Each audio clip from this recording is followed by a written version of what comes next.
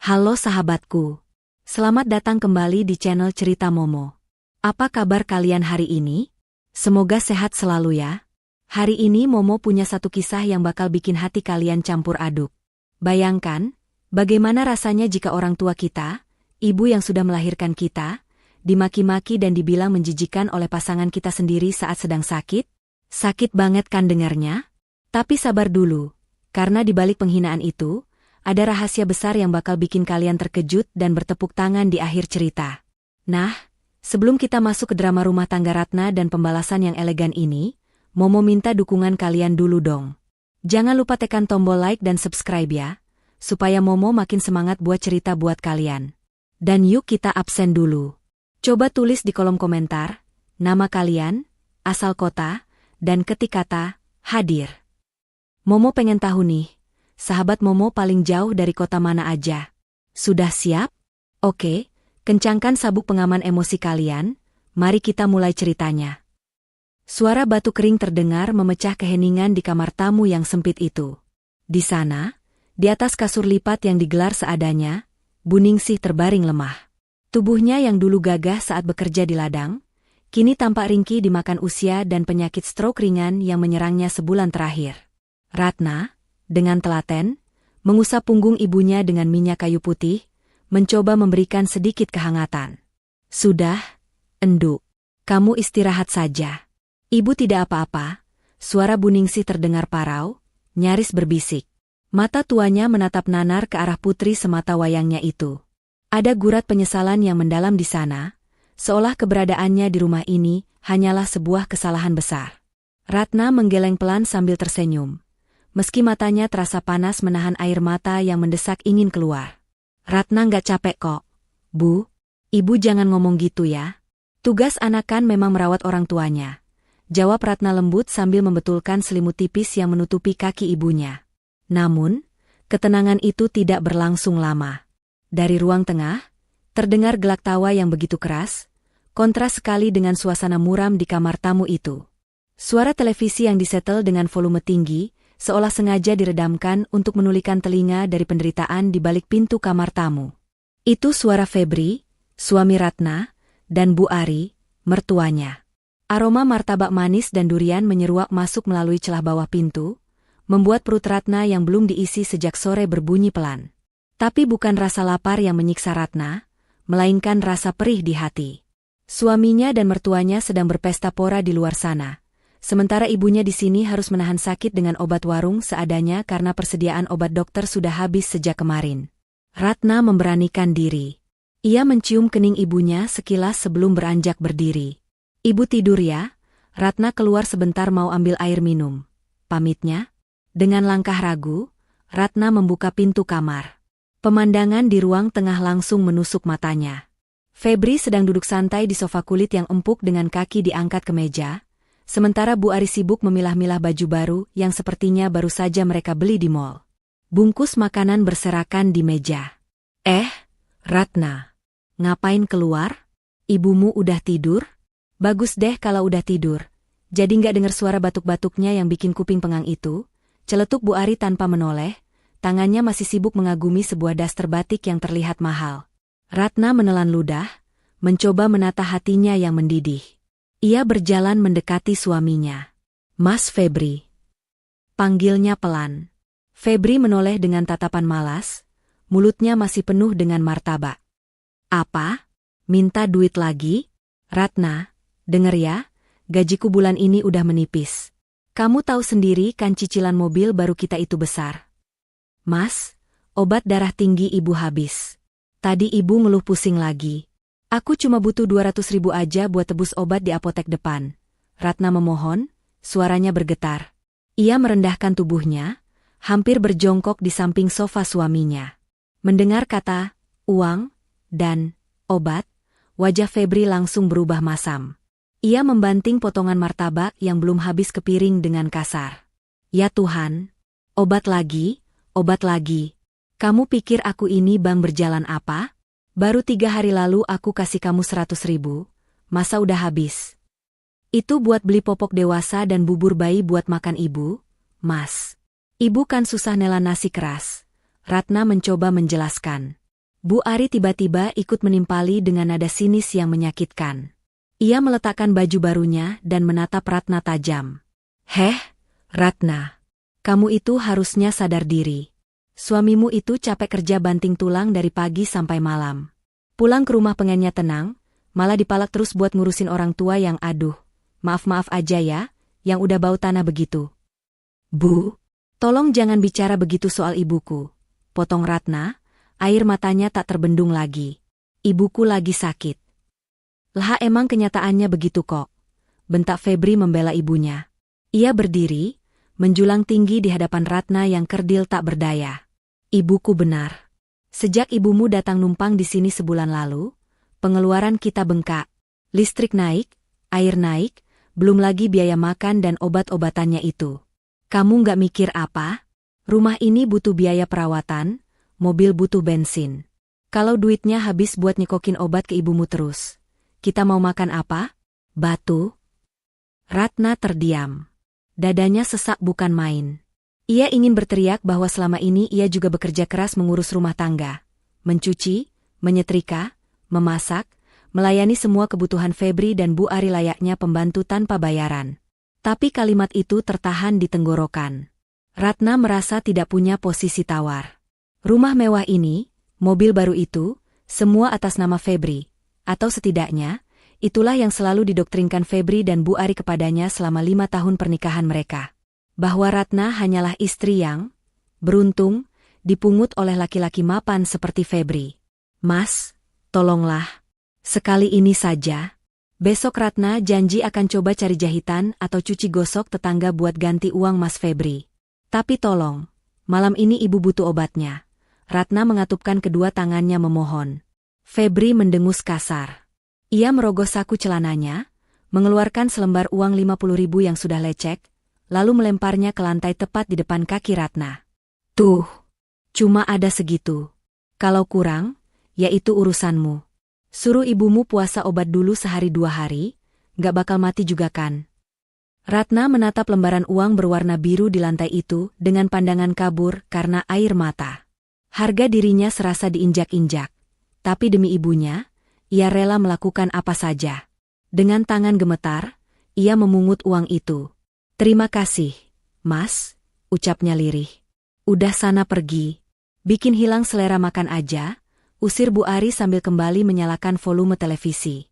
Ratna berbalik badan, menyeret langkahnya kembali ke kamar tamu. Saat pintu kamar tertutup, ia bersandar di baliknya dan menangis tanpa suara. Ia mendekap uang 50.000 itu erat-erat di dadanya. Di atas kasur, Bu Ningsih ternyata belum tidur. Mata ibunya terbuka, menatap langit-langit kamar dengan satu tetes air mata mengalir di sudut matanya. Ibunya mendengar semuanya. Ibunya mendengar bagaimana harga dirinya dihinakan oleh menantunya sendiri. Dan bagi Ratna, melihat ibunya menangis dalam diam seperti itu jauh lebih menyakitkan daripada ribuan maki yang dilontarkan suaminya. Keesokan harinya, suasana di rumah itu terasa jauh lebih mencekam daripada sebelumnya. Langit di luar mendung, seolah mewakili perasaan Ratna yang tak menentu. Malam itu, Ratna berusaha sedikit menghibur hati ibunya. Ia membujuk Bu Ningsih untuk makan malam bersama di meja makan, berharap suasana kebersamaan bisa sedikit memulihkan semangat ibunya yang tampak semakin layu setelah kejadian semalam. Dengan langkah tertatih dan dipapah erat oleh Ratna, Bu Ningsih berjalan perlahan keluar dari kamar tamu.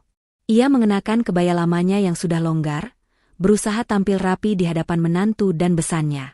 Namun, sesampainya di ruang makan, sambutan yang diterima jauh dari kata hangat. Febri dan Bu Ari sudah duduk menghadapi piring mereka. Melihat kedatangan Bu Ningsih, Bu Ari langsung meletakkan sendoknya dengan kasar, menimbulkan bunyi, klang, yang nyaring beradu dengan piring keramik. Wajahnya ditekuk, hidungnya berkerut seolah mencium bau busuk yang menyengat. "Ratna, ngapain sih ibumu diajak ke sini? Biasanya juga makan di kamar, kan? Bikin sempit meja makan saja," semprot Bu Ari tanpa basa-basi. Matanya melirik sinis ke arah kaki Bu Ningsih yang diseret pelan. Ratna menelan ludah, berusaha tetap tersenyum meski hatinya perih. Ia menarik kursi untuk ibunya. "Sekali-kali makan bareng kan gak apa-apa, Bu? Ibu juga kangen makan sama Mas Febri dan Ibu Ari." Lagi pula Ratna masak sayur bening kesukaan ibu. Febri tidak berkomentar. Ia hanya mendengus pendek, tanpa mengalihkan pandangannya dari layar ponsel. Ia bahkan tidak menatap wajah mertuanya yang sudah duduk di hadapannya dengan senyum canggung. Bu Ningsih, dengan tangan yang masih sedikit gemetar sisa stroke, mencoba mengambil sendok. Maaf ya, Nak Febri, Bu Ari, ibu ikut makan. Suara Bu Ningsih terdengar lirih, penuh kerendahan hati. Tidak ada jawaban. Hanya suara denting sendok Febri yang beradu dengan piring, seolah menganggap ucapan itu angin lalu. Suasana hening yang menyakitkan menyelimuti meja makan itu. Ratna dengan sigap mengambilkan nasi dan sayur ke piring ibunya, lalu menyendokkan sedikit lauk yang lunak. Bencana itu terjadi begitu cepat. Saat Bu Ningsih mencoba meraih gelas air minumnya, tangannya tiba-tiba gemetar hebat. Kontrol syarafnya yang lemah membuatnya gagal mencengkeram gelas kaca yang licin itu. Prang! Gelas itu terlepas, jatuh menghantam sisi piring lalu pecah berkeping-keping di lantai. Air tumpah membasahi taplak meja yang menjuntai dan membanjiri lantai keramik di bawah kaki Febri. Pecahan beling berserakan kemana-mana. Astaga! Bu Ari menjerit histeris sambil melompat dari kursinya, seolah baru saja melihat hantu. Taplak meja baruku. Ratna, lihat kelakuan ibumu. Ini taplak impor, tahu nggak? Basah semua, rusak semua. Bu Ningsih pucat pasi. Tubuhnya gemetar ketakutan. Maaf. Ibu tidak sengaja, tangan ibu. Ucapnya terbata-bata, mencoba membungkuk untuk memungut pecahan kaca dengan tangan telanjang. Jangan disentuh, Bu, nanti luka. Ratna berteriak panik, segera berlutut menahan tangan ibunya. Namun, reaksi Febri jauh lebih mengerikan. Ia membanting sendok dan garpunya ke meja dengan keras, membuat sisa makanan muncrat keluar piring. Wajahnya merah pada menahan amarah yang meledak. Ia berdiri, menunjuk wajah mertuanya yang sedang ketakutan di kursinya. Cukup. Aku sudah muak, bentak Febri. Suaranya menggelegar memenuhi ruangan. Ratna mendongak, air mata mulai menggenang. Mas, sabar mas. Ibu kan gak sengaja. Nanti Ratna bersihkan, Ratna ganti taplaknya. Bukan soal taplaknya, Ratna, tapi soal keberadaannya di sini, potong Febri kasar. Ia menatap Bu Ningsih dengan pandangan yang penuh kebencian, seolah wanita tua di depannya itu adalah hama penyakit. Febri menarik napas panjang, lalu melontarkan kalimat yang menghunjam jantung Ratna dan Bu Ningsih. Kalimat yang tidak akan pernah bisa ditarik kembali. Terus terang, aku jijik sama ibumu. Lihat cara makannya, lihat tangannya, berantakan. Bikin selera makanku hilang total. Febri menendang pecahan gelas di dekat kakinya, hingga terpelanting ke sudut ruangan. Ia melanjutkan makiannya tanpa ampun, tepat di hadapan wajah mertuanya yang sudah meneteskan air mata. Kirim dia ke panti jompo saja. Aku nggak mau tahu. Rumah ini bukan rumah sakit. Dasar tua, ngerepotin. Bisanya cuma nyusahin orang yang masih produktif. Dunia Ratna terasa runtuh seketika. Hatinya hancur berkeping-keping mendengar suami yang ia cintai tega mengucapkan kata-kata sekejam itu pada ibunya. Mas Febri.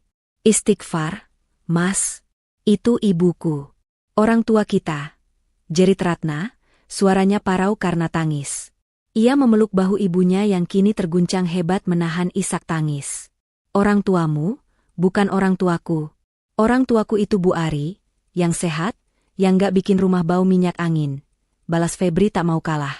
Kamu dengar ya, Ratna? Aku kasih waktu kamu berpikir. Rumah ini terasa seperti neraka sejak dia datang. Bu Ari yang sudah selesai memeriksa taplak mejanya, kini berdiri di samping Febri, berkacak pinggang dengan wajah angkuh. Benar kata suamimu, Ratna. Ibu sudah bilang dari awal kan? Harusnya kamu sadar diri. Orang sakit itu tempatnya di rumah sakit atau panti asuhan, bukan di rumah mewah anak menantu. Lihat tuh, gara-gara dia, lantai jadi becek, gelas pecah. Siapa yang mau ganti?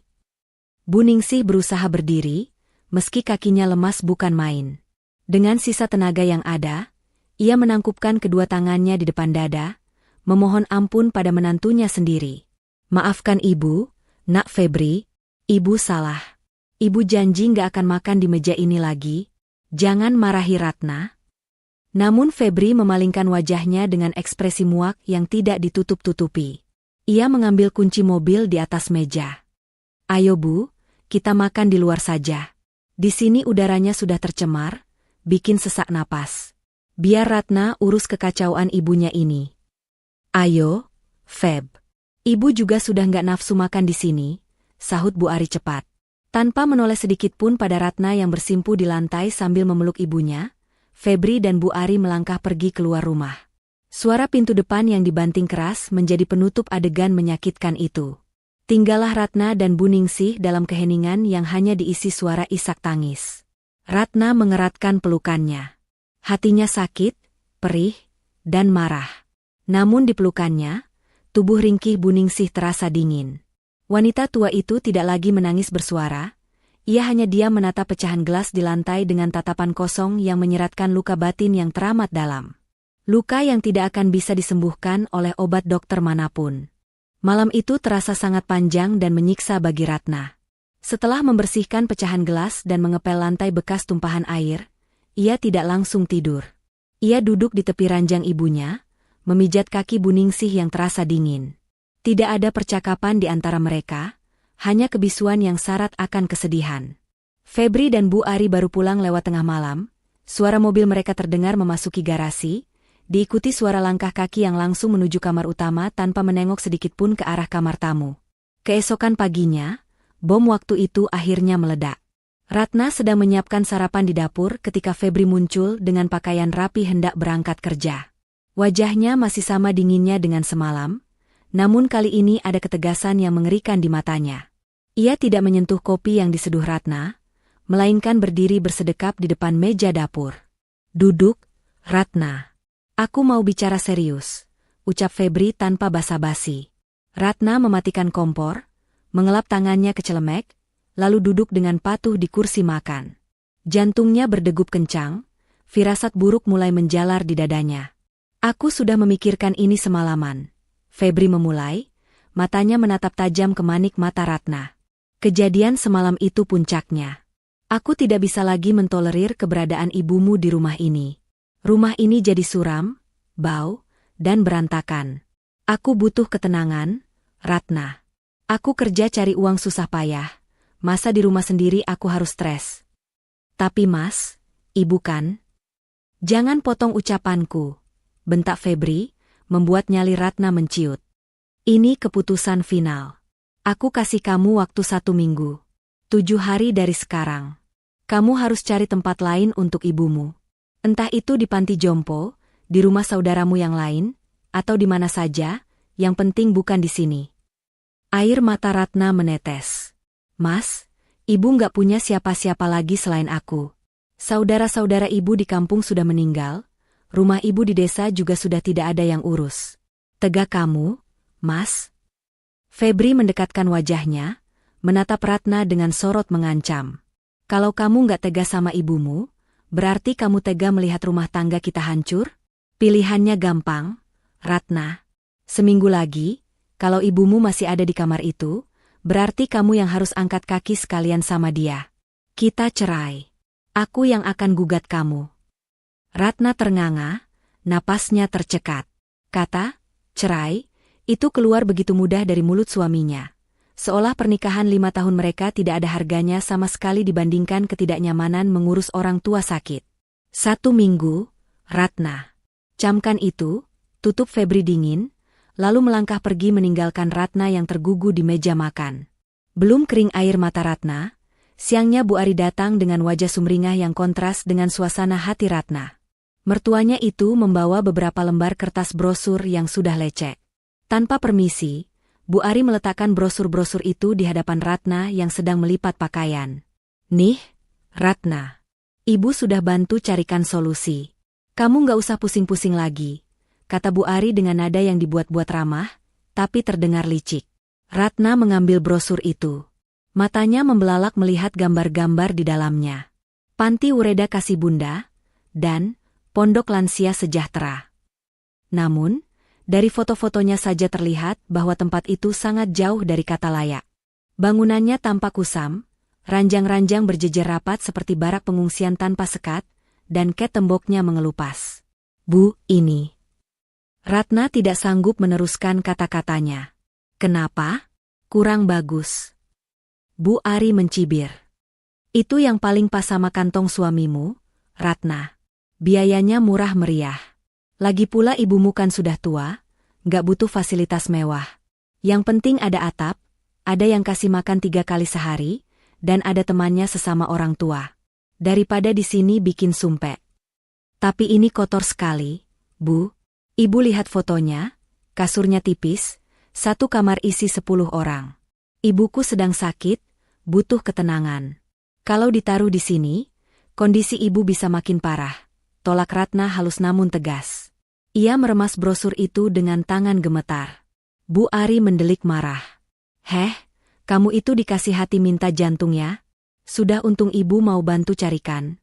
Kamu pikir panti jompo yang VIP itu murah? Jutaan, Ratna. Duit dari mana? Mau jual ginjal kamu? Ingat ya, Febri sudah kasih ultimatum. Kalau kamu bawel pilih-pilih tempat, nanti malah kamu yang diusir sama Febri. Jangan sampai kamu jadi janda cuma gara-gara belain orang tua yang sudah nggak produktif. Kalimat Bu Ari menampar kesadaran Ratna. Ancaman itu nyata. Ratna terjebak di antara 2 pilihan yang sama-sama mematikan.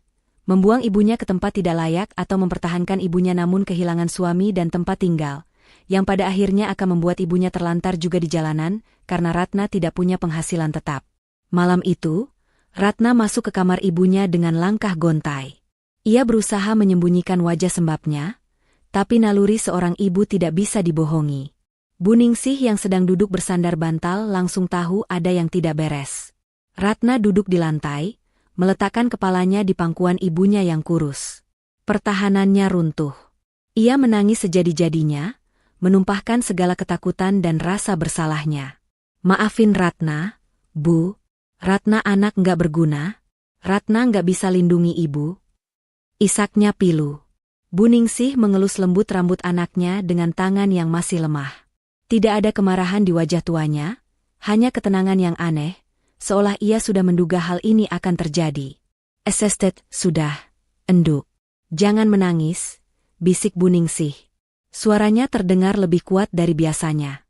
Ibu dengar semuanya. Ibu dengar suara suamimu tadi pagi, dan suara mertuamu tadi siang. Ratna mendongak kaget. Ibu dengar? Bu Ningsih mengangguk pelan sambil tersenyum tipis. Dengar baik-baik, Enduk. Kamu tidak perlu bertengkar dengan suamimu demi ibu. Kamu tidak perlu memilih antara ibu atau pernikahanmu sekarang. Tapi Mas Febri ngasih waktu seminggu, Bu. Kalau tidak, biarkan saja, potong Bu Ningsih tenang. Tatapan matanya yang biasanya sayu kini terlihat tajam dan penuh arti. Turuti saja dulu maunya mereka. Jangan melawan, jangan membantah. Biarkan mereka merasa menang selama seminggu ini. Kamu diam saja. Maksud ibu? Ibu mau Ratna kirim ibu ke panti kumuh itu? Tanya Ratna bingung. Bu Ningsih menggeleng.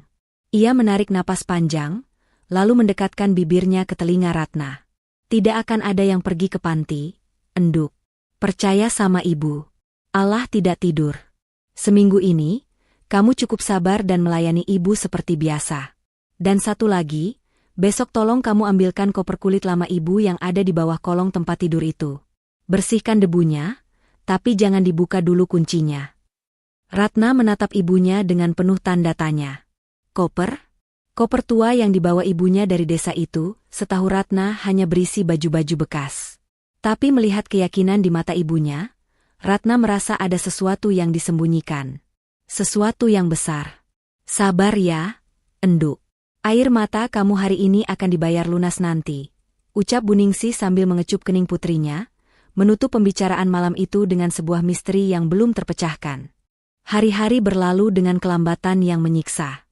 Sejak malam ultimatum itu, Ratna menuruti nasihat ibunya untuk membungkam mulut.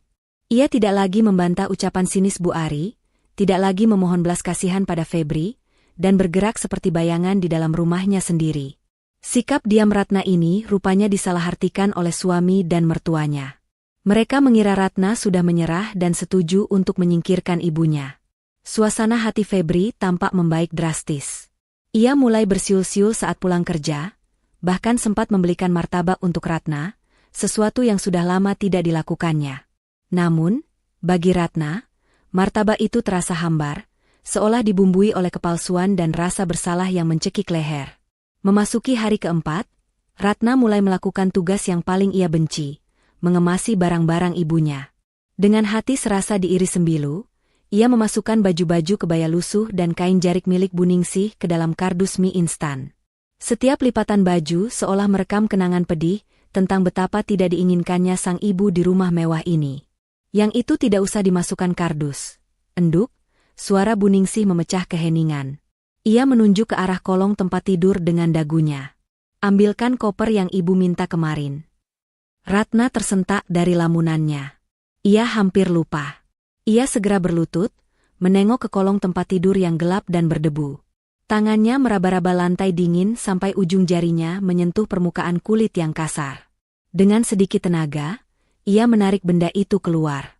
Sebuah koper kulit berwarna coklat tua yang sudah sangat usang terseret keluar, meninggalkan jejak debu tebal di lantai.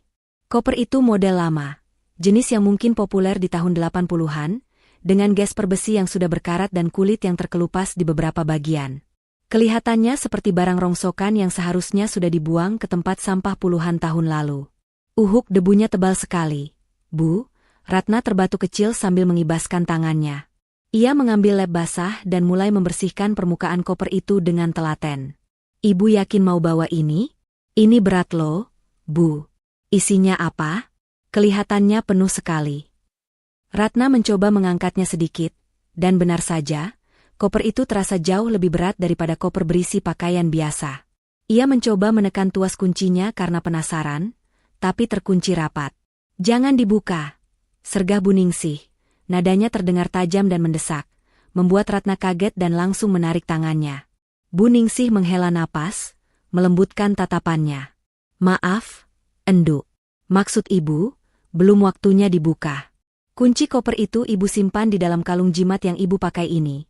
Bu Ningsih menyentuh liontin kecil berbahan kain hitam yang selalu terkalung di lehernya. Isinya apa sih, Bu? Kok misterius sekali? Tanya Ratna, rasa penasarannya mulai menggelitik. Ia memandang koper butut itu dengan pandangan baru. Bu Ningsih tersenyum misterius. Ia mengelus permukaan koper itu dengan sayang, seolah sedang membelai kepala anak kecil. Ini bekal, Enduk. Bekal untuk menjaga martabat kita. Di dalam sini ada harga diri ibu yang selama ini ibu simpan rapat-rapat. Kamu ingat pesan ibu? Jaga koper ini baik-baik. Jangan sampai suamimu atau mertuamu menyentuhnya, apalagi membukanya. Ratna mengangguk ragu, meski otaknya dipenuhi pertanyaan. Iya, Bu. Ratna janji. Tiba-tiba, pintu kamar didorong terbuka tanpa ketukan. Ratna refleks berdiri dan menutupi koper itu dengan badannya. Jantungnya berdegup kencang seolah baru saja tertangkap basah melakukan kejahatan. Febri berdiri di ambang pintu, matanya menyapu ruangan yang penuh dengan tumpukan kardus. Senyum puas tersungging di bibirnya. Nah, gitu dong.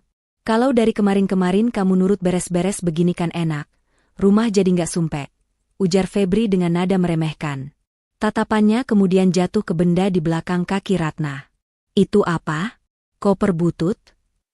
Ratna menelan ludah, berusaha terlihat tenang. Iya, Mas. Ini koper lama ibu. Mau dipakai buat wadah baju. Febri tertawa mengejek. Ia melangkah masuk, menendang pelan ujung koper itu dengan sepatu pantofelnya. Ya ampun, Ratna. Benda rongsokan begini masih disimpan? Kulitnya udah jamuran, kuncinya karatan. Malu-maluin aja kalau dibawa keluar. Mending buang aja ke tong sampah. Beli koper plastik yang murah dipasarkan banyak.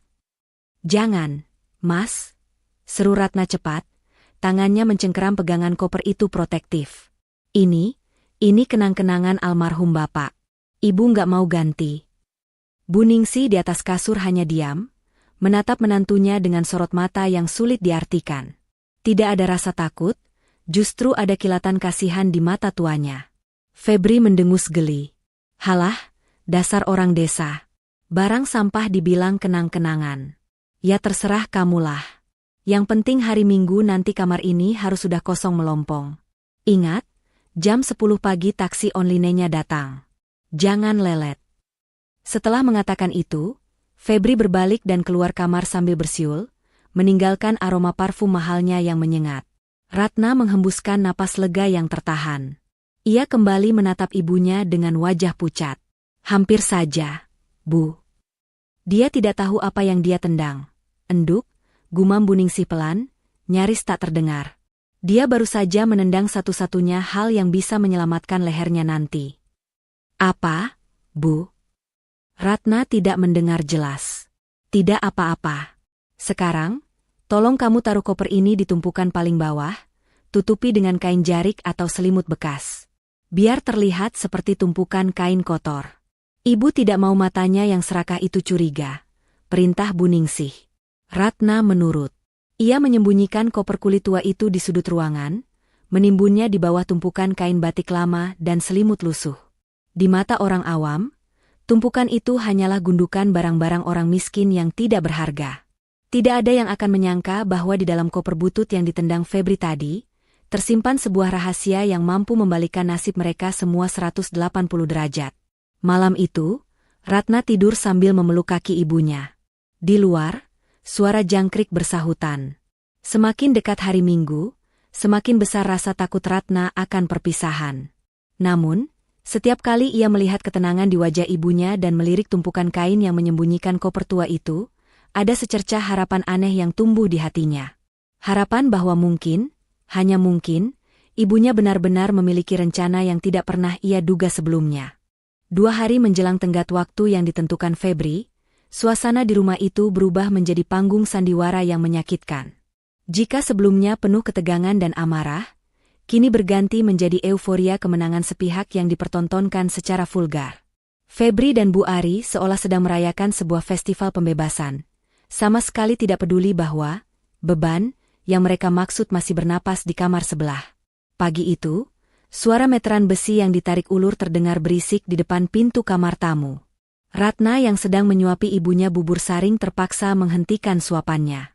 Di ambang pintu yang sengaja dibuka lebar-lebar, Febri dan Bu Ari sedang sibuk mengukur kusen pintu dan tembok dengan wajah berbinar-binar. Nah, Feb, kalau tembok ini dijebol sedikit, kita bisa bikin connecting door ke ruang tengah. Jadi nanti kalau ada tamu, akses ke ruang karaoke lebih gampang, ujar Bu Ari sambil menunjuk-nunjuk tembok kamar tempat Buningsih bersandar. Tangannya melayang-layang di udara, membayangkan desain interior impiannya. Febri mengangguk antusias, mencatat sesuatu di ponsel mahalnya. Ide bagus, Bu. Nanti catnya kita ganti warna krim atau emas biar kelihatan mewah. Bekas bau minyak angin orang sakit ini harus hilang total.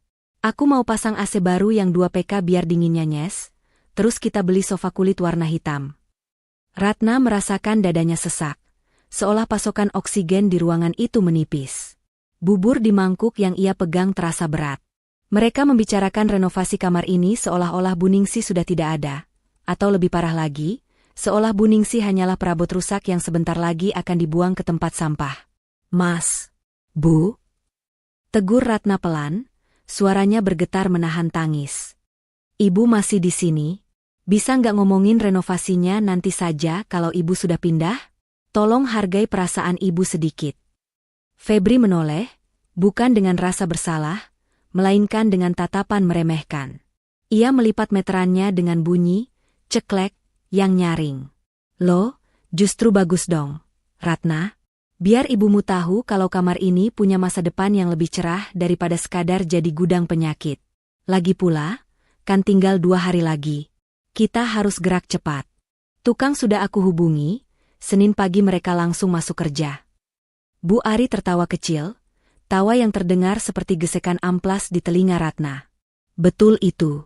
Kamu jangan baperan, Ratna. Ini namanya perencanaan. Kita kan mau bikin rumah ini lebih homey. Masa tamu datang disuguhi pemandangan orang sakit? Malu dong sama status sosial suamimu. Di atas kasur, Buningsih hanya diam. Ia tidak marah, tidak juga menangis seperti hari-hari sebelumnya. Wanita tua itu justru menatap tingkah pola menantu dan besannya dengan sorot mata yang tenang. Teramat tenang, seolah sedang menonton anak kecil yang sedang bermain rumah-rumahan. Ada senyum tipis yang misterius tersungging di bibir pucatnya saat mendengar Febri menyebut kata status sosial. Siang harinya, kesombongan itu semakin menjadi-jadi. Febri duduk di teras sambil menelepon seseorang dengan suara lantang, sengaja dikeraskan agar terdengar sampai ke dalam rumah. Halo, bro? Iya, aman. Minggu depan jadi kita touring.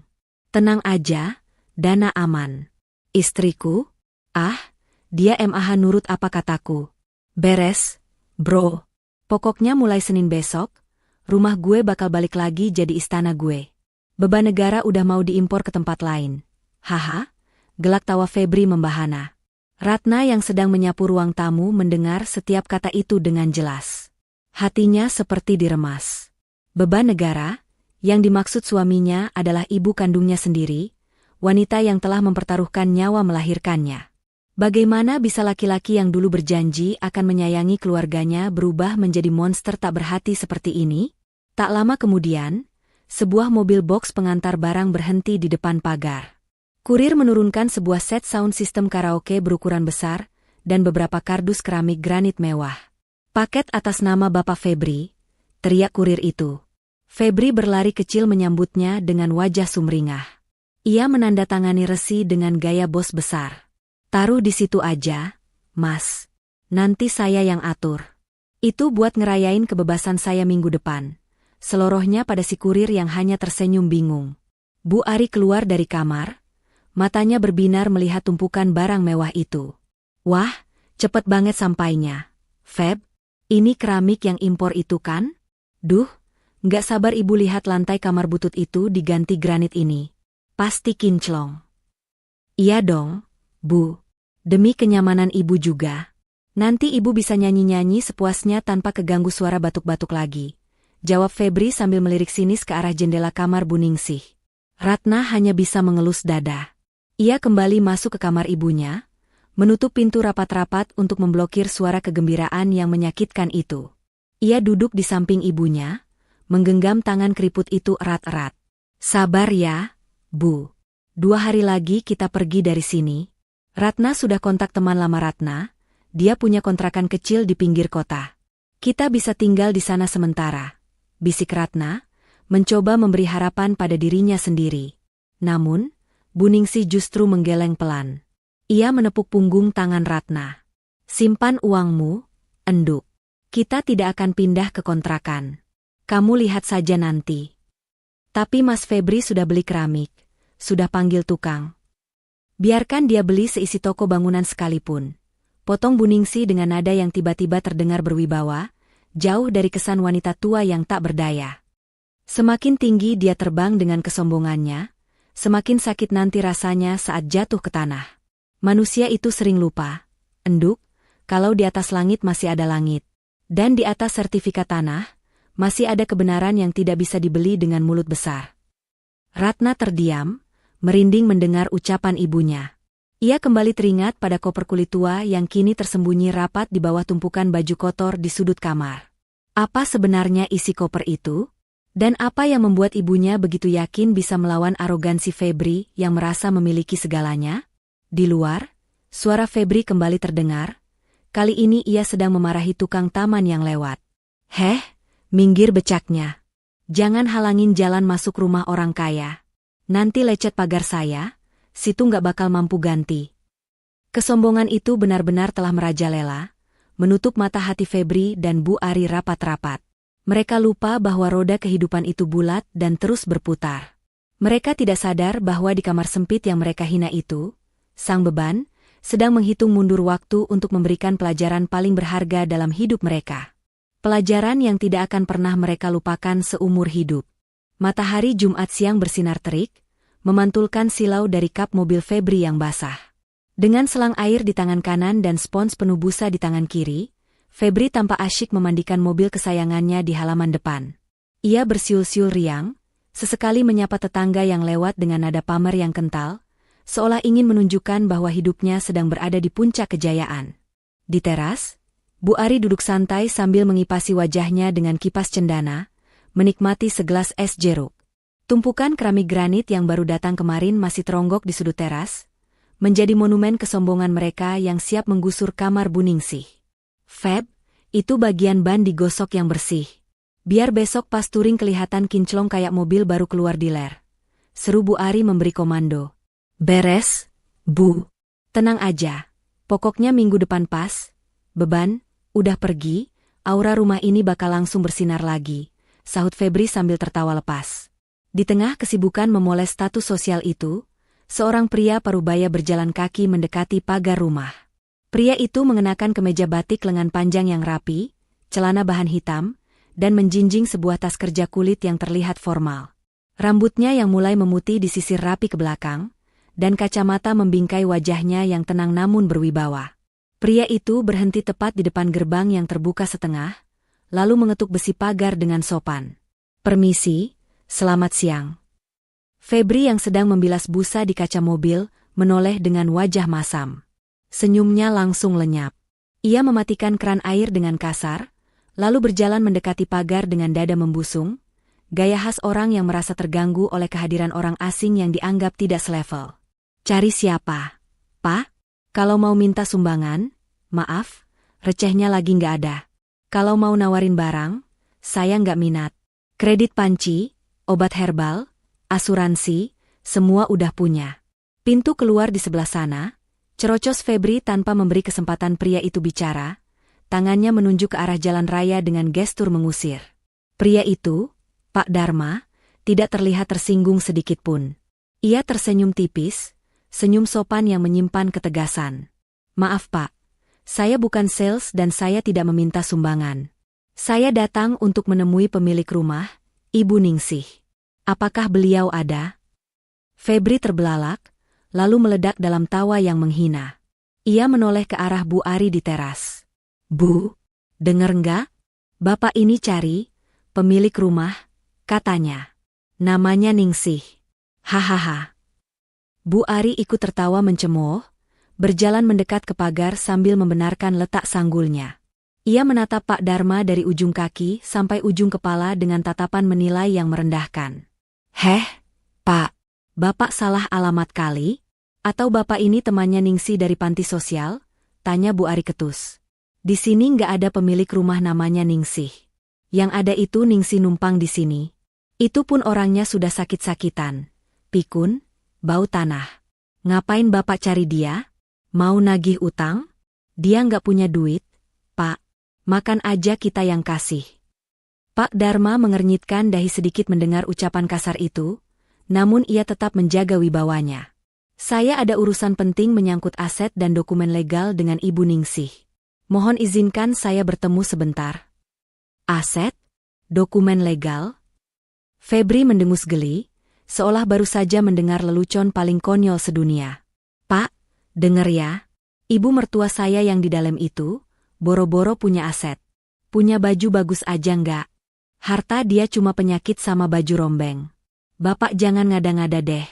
Atau jangan-jangan Bapak ini penipu ya? Mau hipnotis orang tua biar tanda tangan surat tanah palsu. Wajah Febri berubah garang.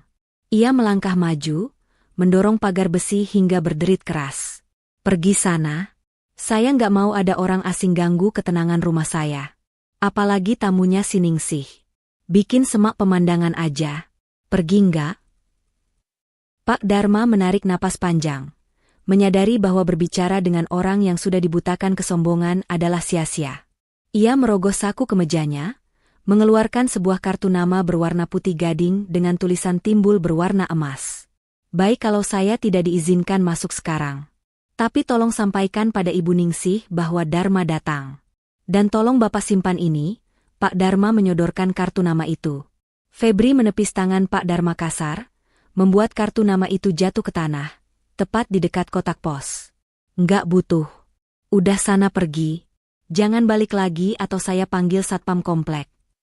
Pak Dharma menatap kartu namanya yang jatuh di tanah berdebu, lalu menatap Febri dengan pandangan yang sulit diartikan, campuran antara rasa kasihan dan peringatan bisu. Tanpa berkata apa-apa lagi, ia memutar badan dan berjalan pergi dengan langkah tenang, meninggalkan Febri yang masih menggerutu. Dasar orang aneh. Si Ningsih punya tamu berdasi? Paling juga teman lamanya yang sama-sama udah gila. Omel Febri sambil memungut selang airnya kembali. Ia sama sekali tidak peduli pada kartu nama yang tergeletak itu. Di balik jendela kaca ruang tamu yang tertutup gorden tipis, sepasang mata basah menyaksikan semuanya. Ratna berdiri di sana, tangannya meremas kain gorden. Ia melihat bagaimana suaminya menghina tamu ibunya. Rasa penasaran bercampur cemas berkecamuk di dadanya. Siapa pria rapi itu? Kenapa dia mencari ibunya dengan sebutan pemilik rumah? Ratna menunggu sampai Febri masuk ke dalam rumah untuk mengambil sabun cuci mobil yang habis. Dengan gerakan cepat dan mengendap-endap seperti pencuri di rumahnya sendiri, Ratna berlari kecil keluar menuju pagar. Jantungnya berdegup kencang takut ketahuan. Ia membungkuk, memungut kartu nama yang tadi ditepis suaminya. Ratna membersihkan debu yang menempel pada kartu itu dan membacanya. Matanya membelalak. Tulisan emas itu berkilau ditimpa matahari sore. Dharma Ngrekan Konsultan Aset, Hukum, Properti Jalan. Sudirman nomor 88, Jakarta Pusat. Darah Ratna berdesir hebat. Seorang konsultan aset dan hukum? Mencari ibunya yang katanya cuma punya baju rombeng? Potongan-potongan puzzle di kepalanya mulai terasa saling memanggil. Koper tua yang berat di bawah kolong ranjang. Ucapan ibunya tentang langit di atas langit. Dan kini kedatangan seorang pengacara. Ratna buru-buru menyembunyikan kartu nama itu ke dalam saku dasternya, tepat saat suara sandal Bu Ari terdengar mendekat dari arah teras. Ratna, ngapain kamu di situ bengong? Itu jemuran diangkat. Udah mau sore, teriak Bu Ari. Iya, Bu, sahut Ratna gugup. Ia berlari masuk kembali, namun pikirannya tertinggal pada kartu nama di sakunya. Ada sesuatu yang besar yang sedang bergerak di balik diamnya sang ibu. Sesuatu yang mungkin akan mengubah air mata penghinaan ini menjadi badai yang tak terduga. Ratna meraba saku dasternya, merasakan sudut kartu nama yang tajam itu menusuk kulitnya, memberinya sedikit keberanian. Waktu menuju hari Minggu tinggal hitungan jam, dan tampaknya, permainan yang sesungguhnya baru saja dimulai. Minggu pagi itu datang membawa hawa dingin yang menusuk tulang, seolah alam semesta ikut berduka menyaksikan apa yang akan terjadi di rumah bercat krem itu. Ratna terbangun dengan mata bengkak. Semalaman ia tidak bisa tidur, memandangi wajah ibunya yang terlelap damai, menghitung detik demi detik yang tersisa sebelum vonis itu dijatuhkan. Jam dinding menunjukkan pukul 9 pagi. Suara keras dari ruang tengah membuat Ratna tersentak. Ratna, bawa keluar barang-barangnya sekarang. Jam 10 tank taksi online-nya datang. Aku nggak mau sopirnya nunggu lama, teriak Febri. Suaranya lantang, penuh kemenangan, tanpa sedikit pun keraguan. Ratna bangkit dengan tubuh gemetar. Ia menatap ibunya yang sudah rapi mengenakan kebaya terbaiknya, kebaya lama bermotif bunga kembang sepatu yang warnanya sudah memudar. Bu Ningsih duduk di tepi ranjang, wajahnya tenang, jauh lebih tenang daripada Ratna yang ketakutan. Ayo, enduk, bantu ibu berdiri. Jangan biarkan mereka menyeret ibu seperti sampah, ucap Bu Ningsih tegas. Ada wibawa yang berbeda dalam suaranya pagi ini. Ratna memapah ibunya keluar kamar. Di ruang tengah, pemandangan menyakitkan menyambut mereka. Bu Ari sudah siap dengan gaya mandornya. Beberapa kardus mie instan berisi pakaian Bu Ningsih sudah ditumpuk di dekat pintu depan. Nah, akhirnya keluar juga sang ratu, sindir Bu Ari sambil melipat tangan di dada. Kirain harus diseret dulu baru mau jalan. Ratna, itu koper butut di pojokan jangan lupa diangkut. Jangan ada satupun sampah yang tertinggal. Besok pagi tukang cat mau masuk, ruangan ini harus steril.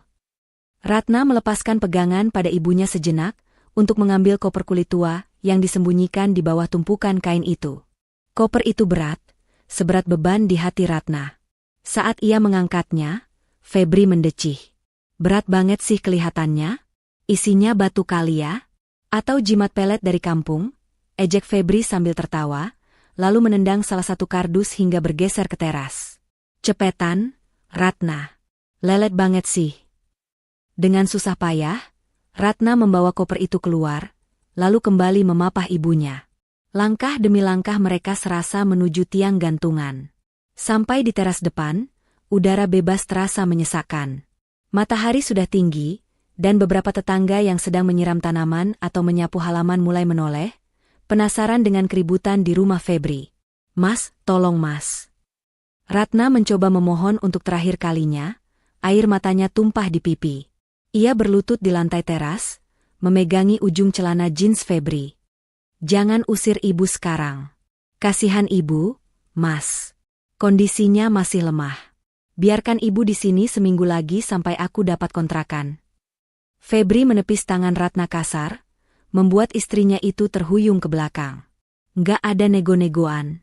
Seminggu ya seminggu. Kamu pikir aku main-main? Ini rumahku, aturanku.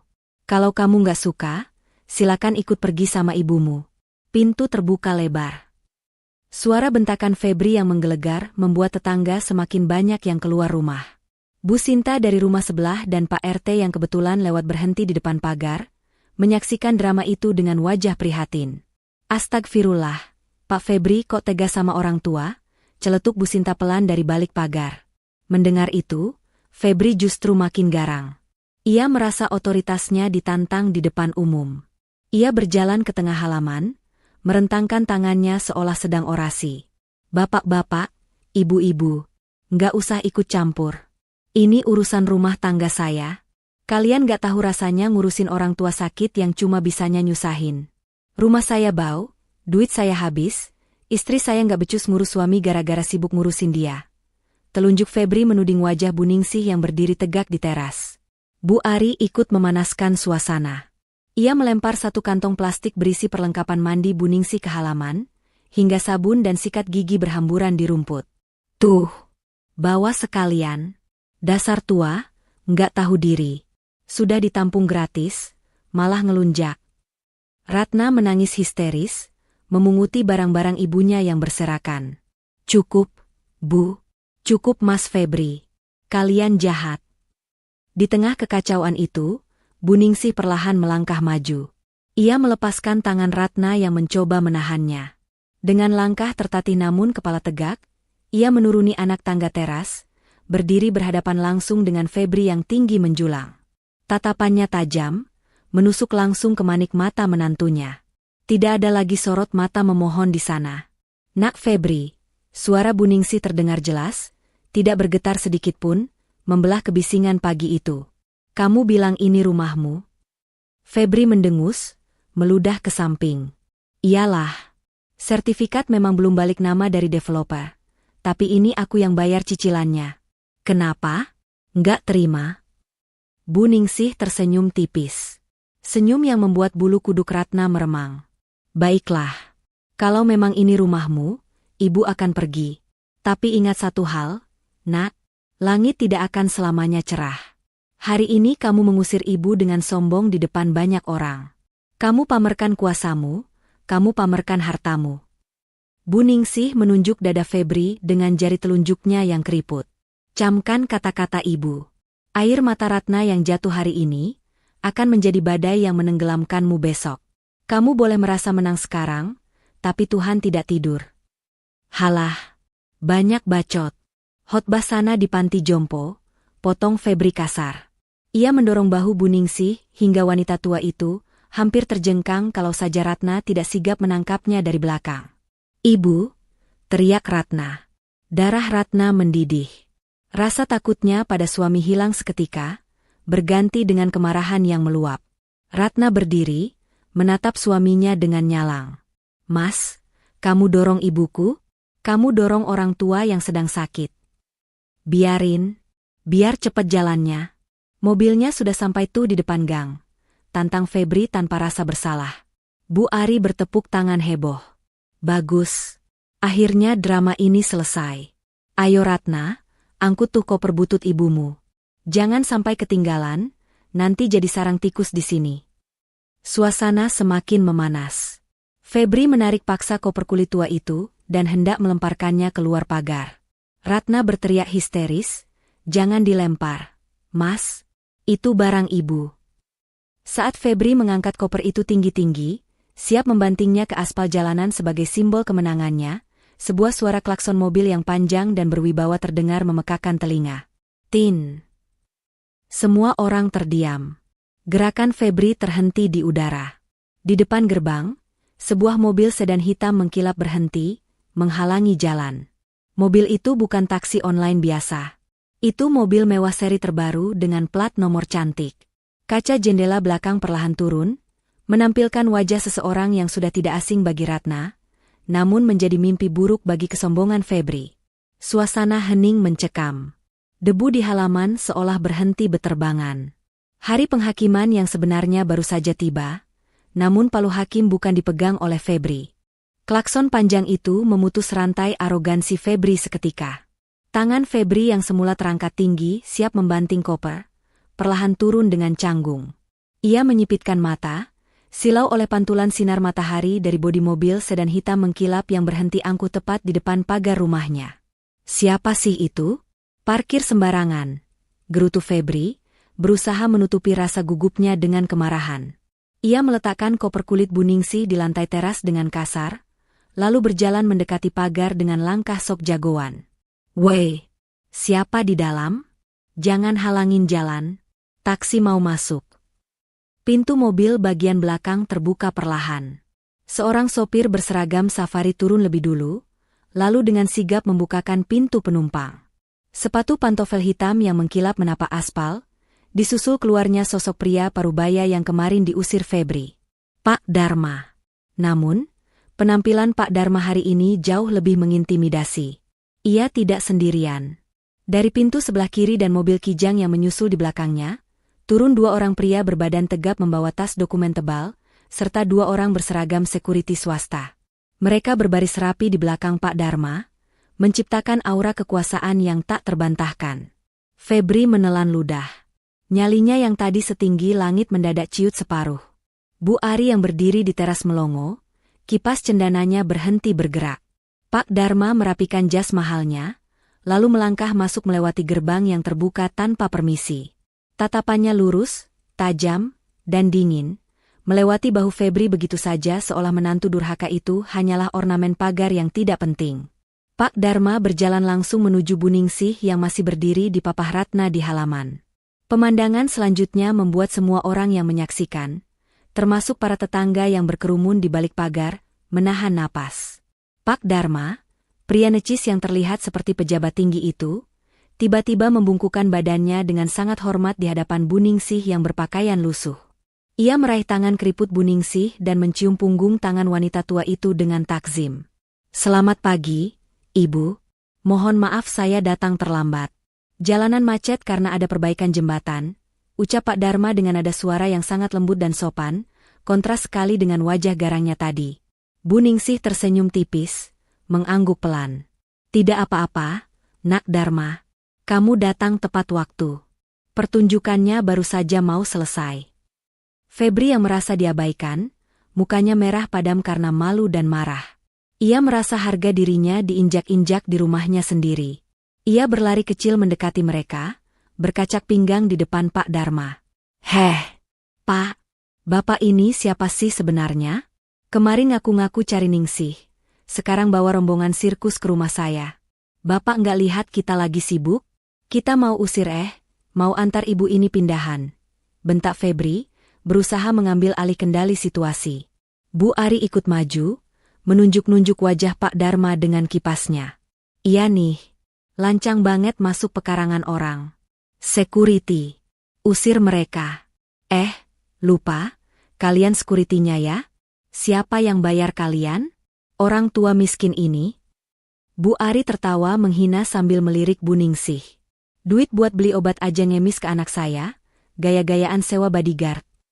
Pak Dharma perlahan menegakkan tubuhnya.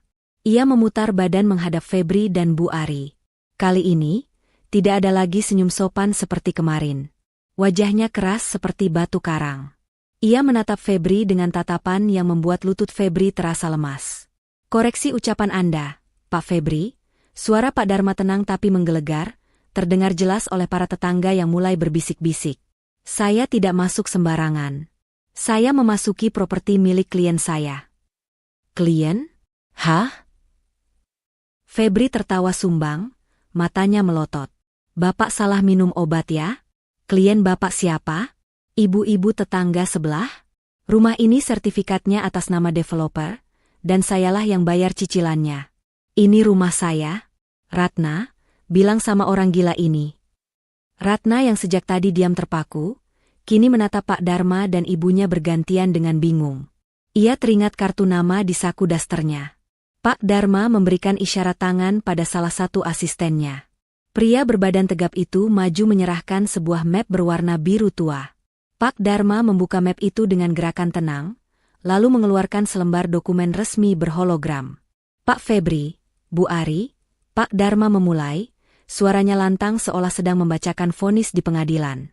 Perkenalkan, saya Darmawan SH, kuasa hukum pribadi dan manajer aset dari Ibu Ningsih Pratiwi. Dan kedatangan saya ke sini adalah untuk meluruskan kesalahpahaman fatal yang selama ini kalian pelihara. Kesalahpahaman apa? Nggak usah berbelit-belit, sergah Bu Ari, meski suaranya mulai terdengar ragu. Pak Dharma mengangkat dokumen itu. Anda bilang rumah ini milik Anda karena Anda yang membayar cicilannya? Mari kita luruskan faktanya. 5 tahun yang lalu, rumah ini dibeli secara tunai, cash keras, lunas tanpa cicilan sepeser pun. Hening. Suasana mendadak senyap. Febri ternganga. Bohong. Tiap bulan gaji saya dipotong bank. Potongan itu bukan untuk cicilan rumah ini, Pak Febri, potong Pak Dharma dingin. Rekening yang Anda transfer setiap bulan itu adalah rekening penampungan fiktif yang dikelola oleh teman Anda sendiri yang menipu Anda. Anda ditipu mentah-mentah soal KPR itu. Tapi itu urusan Anda. Faktanya, rumah ini dibeli lunas oleh klien saya, Ibu Ningsih, 5 tahun lalu sebagai hadiah pernikahan untuk putrinya, Ratna. Ratna menutup mulutnya dengan kedua tangan, air matanya tumpah. Ia menatap ibunya tak percaya. Bu? Bu Ningsih hanya menatap lurus ke depan, wajahnya datar. Nggak mungkin, teriak Febri histeris, wajahnya pucat pasi. Nggak mungkin si tua bangka ini punya duit miliaran. Dia cuma petani kampung. Bajunya aja rombeng. Hati-hati dengan mulut Anda, ancam Pak Dharma, matanya menyala marah. Penampilan bisa menipu, Pak Febri. Ibu Ningsih memang memilih hidup sederhana dan menyerahkan seluruh bisnis batiknya di Jawa Tengah kepada manajemen profesional, yaitu saya, sejak 5 tahun lalu. Beliau ingin menikmati masa tua dengan tenang di dekat anaknya. Tapi apa yang beliau dapatkan? Penghinaan. Pak Dharma melangkah maju 1 langkah, membuat Febri mundur ketakutan. Kalian menghina pemilik rumah ini. Kalian mengusir pemilik rumah ini. Dan kalian memperlakukan beliau seperti sampah di istananya sendiri. Pak Dharma menunjuk koper kulit tua yang tergeletak di teras, koper yang tadi hendak dibuang Febri. Asal Anda tahu, di dalam koper yang Anda tendang itu, terdapat sertifikat asli rumah ini, surat kepemilikan ruko tempat usaha bengkel Anda, dan deposito senilai 5 miliar rupiah yang rencananya akan dihibahkan untuk modal usaha Anda bulan depan. Tapi sepertinya, Pak Dharma menjeda kalimatnya, menatap Febri dan Bu Ari dengan tatapan menghukum. Rencana itu batal total hari ini. Bu Ari yang mendengar angka, 5 miliar, dan ruko, langsung lemas. Kakinya tidak kuat menopang tubuhnya, ia merosot jatuh terduduk di lantai teras. Wajahnya yang tadi sombong kini pucat seperti mayat. Febri menggeleng-gelengkan kepalanya kuat-kuat, berusaha menyangkal kenyataan. Ini mimpi kan? Ini prank kan? Ratna, jawab, ibumu itu miskin kan? Ibumu cuma beban kan? Febri mengguncang bahu Ratna kasar. Ratna menepis tangan suaminya dengan keras. Kekuatan baru muncul dalam dirinya. Ia melihat kebenaran di mata Pak Dharma dan ketenangan di wajah ibunya. Lepaskan aku, Mas, desis Ratna tajam. Pak Dharma memberi kode lagi. 2 security berbadan besar maju, memisahkan Febri dari Ratna dan Bu Ningsih. Pak Febri, Bu Ari, ucap Pak Dharma final. Saya beri waktu kalian 1 jam untuk mengemasi barang-barang pribadi kalian. Ingat, hanya barang pribadi. Aset yang dibeli menggunakan uang istri Anda atau uang pemberian Ibu Ningsih, dilarang dibawa keluar. Silakan angkat kaki dari properti klien saya sekarang juga. Kata-kata itu bagaikan petir di siang bolong. Situasi berbalik 180 derajat dalam hitungan menit. Tetangga yang menonton mulai riuh rendah, berbisik dan menunjuk-nunjuk Febri yang kini berdiri mematung dengan wajah hancur. Sang penguasa rumah palsu itu baru saja ditelanjangi di depan umum. Dan sang beban yang hendak dibuangnya, ternyata adalah pemegang kunci nasibnya. Suasana di halaman rumah itu mendadak hening, seolah oksigen tersedot habis oleh wahyu yang baru saja diturunkan Pak Dharma. Wajah Febri yang tadi merah padam karena marah, kini berubah menjadi seputih kertas. Ia menatap map biru di tangan asisten Pak Dharma seperti menatap hantu. Bohong. Desis Febri, suaranya bergetar hebat. Bapak pasti sekongkol sama Ratna kan? Mau ngerjain saya? Sertifikat rumah ini ada di bank. Saya bayar cicilannya tiap tanggal 1.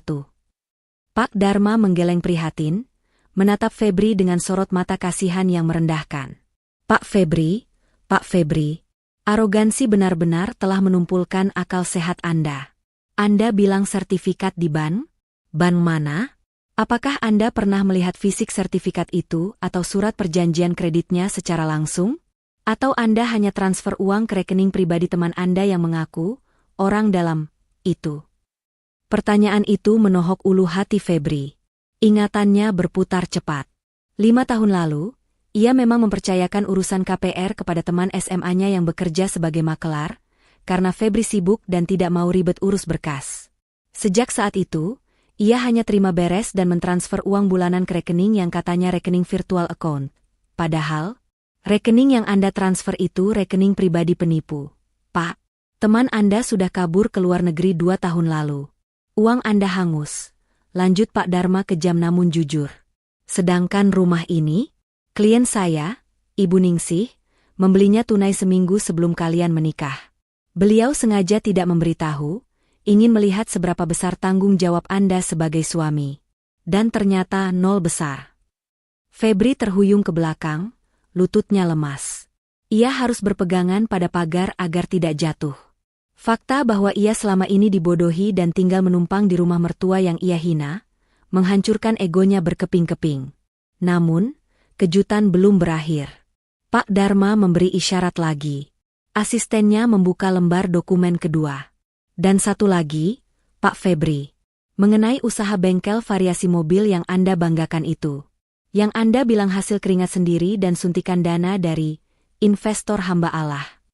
Pak Dharma menjeda kalimatnya, melirik Bu Ningsih yang masih berdiri tenang. Mata Febri membelalak. Bagaimana Bapak tahu soal investor hamba Allah? Tentu saja saya tahu, jawab Pak Dharma dingin. Karena saya yang mentransfer dana itu setiap bulan atas perintah Ibu Ningsih. Dunia Febri runtuh total. Ia memegang kepalanya yang terasa mau pecah. Selama 3 tahun terakhir, saat usahanya hampir bangkrut, ada seorang donatur anonim yang rutin menyuntikkan modal besar. Febri selalu membanggakan hal itu pada teman-temannya, menyebut dirinya pengusaha bertangan dingin yang dipercaya investor kakap. Ternyata, investor kakap itu adalah wanita tua berbaju lusuh yang baru saja ia suruh minggat. Wanita tua yang ia beri makan sisa, yang ia maki bau tanah, ternyata adalah nyawa dari bisnisnya. Ibu? Febri menatap mertuanya dengan pandangan tak percaya. Mulutnya menganga, tapi tidak ada suara yang keluar. Bu Ningsih menghela napas panjang, menatap menantunya dengan tatapan nanar. Iya, Febri. Itu uang pensiunan Ibu. Uang hasil penjualan tanah warisan kakekmu di desa. Ibu berikan lewat Pak Dharma supaya harga dirimu sebagai suami tidak terluka. Ibu ingin kamu sukses. Ibu ingin Ratna bahagia. Tapi balasanmu? Bu Ningsih menggeleng pelan, suaranya tercekat menahan kecewa. Kamu justru menginjak-injak kepala orang yang memberimu makan. Di teras, Bu Ari yang tadi lemas, tiba-tiba bangkit berdiri seolah tersengat listrik. Otak liciknya berputar cepat. Situasi sudah berbalik. Jika wanita tua ini ternyata kaya raya, maka ia tidak boleh bermusuhan. Bu Ari segera memasang wajah memelas, senyum palsu merekah di bibirnya yang gemetar. Ia berlari kecil menuruni tangga teras, langsung menghambur hendak memeluk Bu Ningsih. Ya ampun, Jeng Ningsih. Besanku sayang, seru Bu Ari dengan nada yang dibuat semanis madu. Ratna dengan sigap pasang badan, merentangkan tangannya menghalangi Bu Ari menyentuh ibunya. "Jangan sentuh ibuku," bentak Ratna. Bu Ari berhenti mendadak. Wajahnya pias tapi masih berusaha bersandiwara. "Ratna, kok gitu sama ibu mertua? Ibu kan tadi cuma bercanda, cuma ngetes mental kalian. Ibu tuh sayang banget sama Jeng Ningsih. Ya kan, Jeng? Kita kan keluarga. Masa gara-gara salah paham dikit, kita jadi musuhan? Jeng Ningsih pasti ngerti kan sifat saya yang suka ceplas-ceplos." "Ceplas-ceplos?" Ratna tertawa miris, air matanya menetes lagi. "Bu Ari bilang ibuku menjijikkan. Bu Ari bilang ibuku bau tanah. Itu bercanda?" Itu kan karena ibu lagi stres. Ratna, namanya juga manusia, tempatnya hilaf," elak Bu Ari tanpa rasa malu. Matanya melirik rakus ke arah koper kulit yang kini dijaga ketat oleh sekuriti Pak Dharma. "Sudahlah, yang lalu biarlah berlalu. Kita buka lembaran baru ya. Febri kan anak kesayangan Jeng Ningsih juga. Nanti kita renovasi kamar Jeng Ningsih jadi yang paling bagus deh. Pakai AC, pakai TV. Cukup." Suara Bu Ningsih menghentikan ocehan munafik itu. Wanita tua itu melangkah maju melewati Ratna, berdiri berhadapan langsung dengan Bu Ari. "Bu Ari," ucap Bu Ningsih tenang namun menusuk. "Saya mungkin tua, saya mungkin sakit-sakitan, tapi saya tidak bodoh.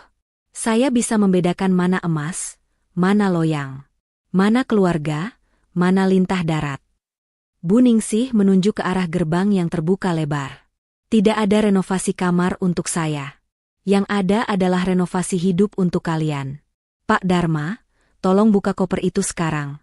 Tunjukkan pada mereka apa yang mereka sia-siakan." Pak Dharma mengangguk.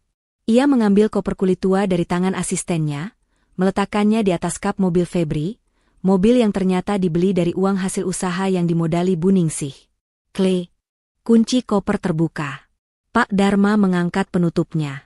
Mata Febri dan Bu Ari nyaris keluar. Koper itu bukan berisi baju bekas atau batu. Di dalamnya tersusun rapi tumpukan sertifikat tanah bersampul hijau, beberapa buku tabungan prioritas, perhiasan emas batangan, dan satu map khusus berisi surat perjanjian hibah modal usaha yang sudah ditandatangani di atas materai. Ini, Pak Dharma mengambil map hibah itu. Adalah surat hibah modal senilai 5 miliar rupiah untuk pengembangan bengkel Anda menjadi showroom mobil. Rencananya, Ibu Ningsih akan memberikannya hari ini sebagai kejutan ulang tahun pernikahan kalian yang kelima. Tangan Febri gemetar hebat ingin meraih map itu, tapi Pak Dharma menariknya menjauh. Tapi karena syarat utama hibah ini adalah menjaga dan merawat pemberi hibah dengan baik, maka krek. Di depan mata kepala Febri dan Bu Ari, Pak Dharma merobek map perjanjian itu menjadi 2 bagian. Lalu merobeknya lagi, dan lagi, hingga menjadi serpihan kertas tak berharga. Potongan kertas itu ia biarkan jatuh tertiup angin, berserakan di dekat kaki Febri. "Tidak!" Febri berteriak histeris, jatuh berlutut di aspal. Ia memunguti sobekan kertas itu dengan panik, mencoba menyatukannya kembali seperti orang gila. "Jangan! Uangku! Masa depanku!" "Itu bukan uangmu, Febri. Itu uang ibuku," sahut Ratna dingin. Ratna menatap suaminya yang kini terlihat begitu menyedihkan, merangkak-rangkak demi sobekan kertas. Rasa cintanya pada laki-laki itu lenyap seketika, digantikan oleh rasa jijik yang mendalam, persis seperti rasa jijik yang dulu Febri ucapkan padanya. Bu Ari menangis meraung-raung, bukan karena menyesal menyakiti hati besannya, tapi karena melihat kekayaan di depan mata melayang begitu saja. "Jeng Ningsih, jangan tega begini Jeng. Kasihan Febri, kasihan cucu Jeng nanti kalau lahir miskin. Cucu saya akan saya rawat dengan uang halal, bukan uang dari bapak yang durhaka," balas Bu Ningsih tegas. Pak Dharma menutup kembali koper emas itu dan menguncinya. Ia menatap jam tangannya. "Waktu kalian tinggal 45 menit untuk berkemas. Ingat, hanya pakaian dan barang pribadi. Mobil ini..." Pak Dharma menepuk kap mobil sedan Febri. "STNK dan BPKB-nya ada di tangan saya sebagai jaminan pengembalian modal usaha yang sudah disalahgunakan. Jadi, silakan kalian pergi jalan kaki atau naik angkot. Kunci mobil harap diserahkan sekarang." Febri mendongak. Wajahnya basah oleh air mata dan keringat dingin. Tatapannya kosong. Ia menatap Ratna, berharap ada sedikit belas kasih. Ratna, deh, kamu nggak akan biarin Mas pergi kan? Kita suami istri. Rengek Febri, suaranya parau. Ratna memalingkan wajah, menatap lurus ke arah ibunya. Ia menggenggam tangan Bu Ningsih erat-erat. Suamiku sudah mati seminggu yang lalu, saat dia bilang jijik pada ibuku. Yang ada di depanku sekarang cuma orang asing yang numpang hidup, ucap Ratna tajam. Kata-kata itu adalah paku terakhir di peti mati pernikahan mereka. Febri terkulai lemas di aspal panas, menyadari bahwa ia baru saja kehilangan segalanya. Harta, tahta, dan cinta, hanya karena ia gagal memanusiakan manusia. Waktu 45 menit itu berlalu bagaikan kedipan mata bagi Febri dan Bu Ari. Di bawah pengawasan ketat dua sekuriti berbadan tegap, mereka menyeret koper-koper berisi pakaian mereka keluar dari pintu utama, pintu yang selama ini mereka anggap sebagai gerbang kerajaan kecil mereka.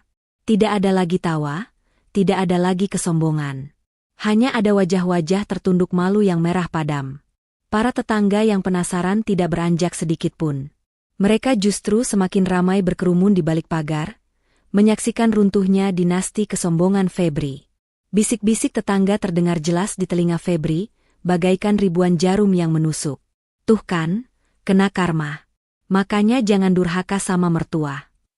Gaya selangit, ternyata rumah punya mertua. Malu-maluin. Kasihannya, diusir dari istana hayalan.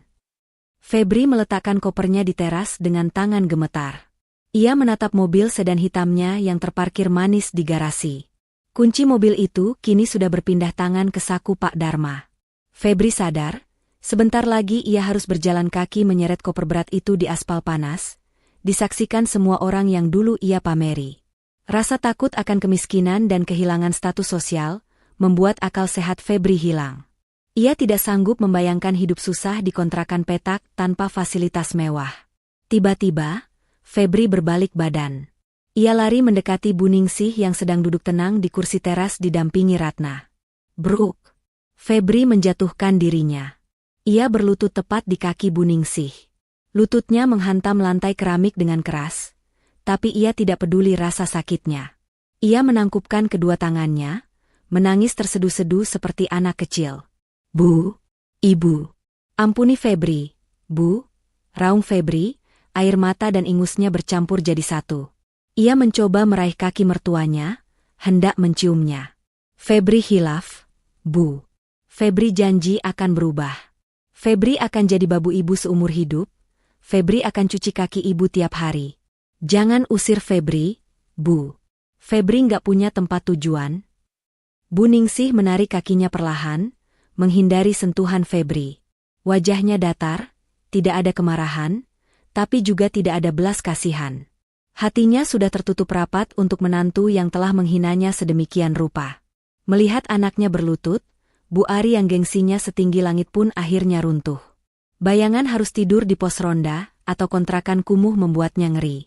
Ia ikut menjatuhkan diri di samping Febri, bersimpu di lantai sambil memegangi ujung kebaya Bu Ningsih. Jeng Ningsih. Maafkan mulut saya yang jahat ini, Jeng. Saya cuma bercanda kemarin itu. Sumpah. Jeng Ningsih kan orangnya baik, pemaaf, ahli surga. Tolonglah Jeng, jangan biarkan kami luntang-lantung di jalan. Kami masih keluarga Jeng. Ratap Bu Ari dengan wajah memelas yang dibuat-buat. Ratna menatap pemandangan di depannya dengan tatapan kosong. Dulu, ia mungkin akan luluh melihat suaminya menangis begini. Dulu, ia pasti akan memohon pada ibunya untuk memberi kesempatan kedua. Tapi ingatan tentang Febri yang mendorong ibunya tadi pagi, dan kata-kata, jijik, yang diucapkannya seminggu lalu, telah membunuh rasa cintanya sampai ke akar-akarnya. Ratna maju selangkah, berdiri tegap di antara ibunya dan mantan keluarganya itu. Berdiri, perintah Ratna dingin. Dek Ratna, Mas minta maaf, Dek. Mas sayang sama kamu. Febri mendongak, matanya penuh harap. Aku bilang berdiri, bentak Ratna, suaranya menggelegar membuat Febri dan Bu Ari tersentak kaget. Jangan kotori kaki ibuku dengan air mata palsu kalian. Di mana kalian saat ibuku sakit? Di mana kalian saat ibuku butuh obat? Kalian malah asyik karaoke dan belanja. Ratna menunjuk wajah Febri dengan telunjuk bergetar menahan amarah. Kamu bilang ibuku beban? Kamu bilang ibuku menjijikkan? Lihat dirimu sekarang, Mas. Berlutut mengemis harta pada orang yang kamu hina. Siapa yang menjijikkan sekarang? Febri terdiam 1000 bahasa. Kata-kata itu menamparnya telak. Dan Ibu Ari, Ratna beralih menatap mertuanya. Ibu bilang panti jompo kumuh itu tempat yang pantas buat orang tua? Ngerepotin? Kalau begitu, silakan ibu cari tempat itu sekarang. Karena rumah ini, istana ini, terlalu bersih untuk menampung hati yang kotor seperti kalian. Pak Dharma melangkah maju, memberi isyarat pada security. Pak Febri, Bu Ari, waktu habis. Silakan tinggalkan properti ini sekarang juga, atau kami akan menyeret kalian keluar secara paksa karena tindakan tidak menyenangkan. Dua security bertubuh kekar itu memegang lengan Febri dan Bu Ari, memaksa mereka berdiri. Febri meronta lemah, tapi tenaganya sudah habis dimakan penyesalan. Ratna, tega kamu Ratna, teriak Bu Ari saat diseret menjauh. Ingat, surga istri ada pada suami.